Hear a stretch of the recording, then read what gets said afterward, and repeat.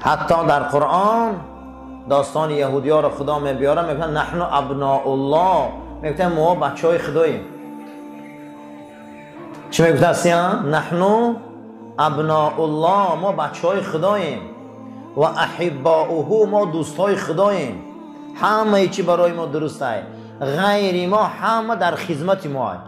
برای همین همه جا دیگه میریشه دووندگی هم دیگه. انسان ها میگم از زیر پای مودن، خدمت ما رو باید کنن. یگانه مردمی که خونشان و پوستشان همه بالا میدونن. در هر منطقه که دانه که ملت ایدین بالا دانستن، این برنامه یهود است. اما اسلام ملت نداره. در یگان جای اسلام کلمه ملت نیامده. کجای اسلام در کلمه ملت بیایه این دین است. ملت ابیکم ابراهیم. خدا میگه ملت پدرتان پیروی ملت پدرتان ابراهیم باشه.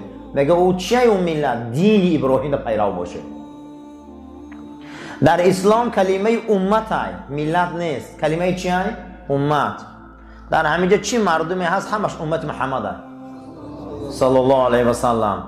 چی سرخ پوست است، چی سفید پوست است، چی سیاه پوست است. در کجایی که کسی گفت لا اله الا الله محمد رسول الله، تمام برادر مونه.